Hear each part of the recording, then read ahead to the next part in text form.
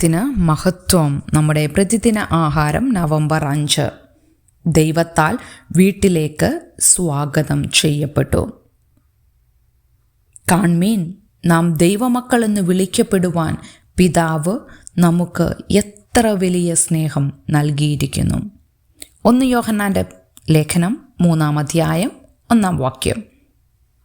Miami യൂണിവേഴ്സിറ്റിക്കു വേണ്ടി American football കളിക്കാൻ Sherman Smith ഡെലാൻറ്റ് മക്കല്ലോയെ recruit ചെയ്ത ശേഷം ഷെർമാൻ അവനെ സ്നേഹിക്കാൻ ആരംഭിക്കുകയും ഡെലാൻറ്റിന് ഒരിക്കലുമില്ലാതിരുന്ന പിതാവായി മാറുകയും ചെയ്തു. ഡെലാൻറ്റിന് ഷെർമാനോട് വലിയ ആരാധനയുണ്ടായിരുന്നു. അദ്ദേഹത്തെ പോലെയാകാൻ അവൻ ലക്ഷ്യമിട്ടിരിക്കുന്നു. പതിറ്റാണ്ടുകൾക്കു ശേഷം ഡെലാൻറ്റ് തൻ്റെ അമ്മയെ കണ്ടെത്തിയപ്പോൾ നിന്റെ പിതാവിൻ്റെ പേര് ഷെർമാൻ സ്മിത്ത് ആണ് എന്നറിയിച്ച് അവനെ ഞെട്ടിച്ചു. അതെ, ആ ഷെർമാൻ സ്മിത്ത്. തനിക്കൊരു മകനുണ്ടെന്നറിഞ്ഞ് കോച്ച് സ്മിത്ത് അമ്പരന്നു. താൻ പിതൃതുല്യം കരുതുന്ന വ്യക്തി അക്ഷരാർത്ഥത്തിൽ തൻ്റെ പിതാവാണെന്നറിഞ്ഞ് ഡെലാൻറ്റ് അമ്പരന്നു. അടുത്ത തവണ അവർ കണ്ടുമുട്ടിയപ്പോൾ ഷെർമാൻ ഡെലാൻറ്റിനെ കെട്ടിപ്പിടിച്ചു പറഞ്ഞു, എൻ്റെ മകൻ.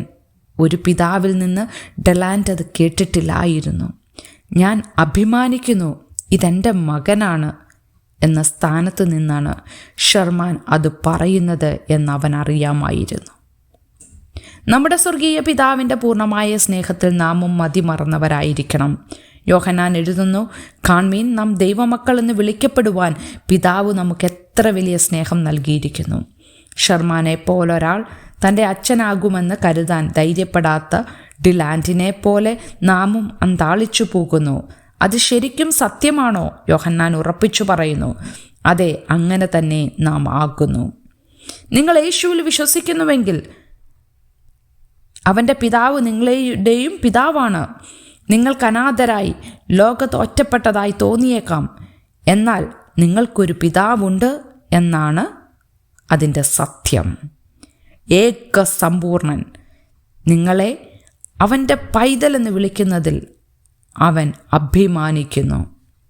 ചിന്തിക്കുക, നിങ്ങൾ ദൈവത്തിൻ്റെ പൈതലായി തിരഞ്ഞെടുക്കപ്പെട്ടിരിക്കുന്നു എന്നതിൻ്റെ അർത്ഥമെന്താണ്? ഒരു ഉപദേഷ്ടാവ് എന്ന നിലയിൽ നിങ്ങൾക്ക് ആരോടാണ് സ്നേഹം കാണിക്കാൻ കഴിയുക? ദൈവത്തിന് മഹത്വം.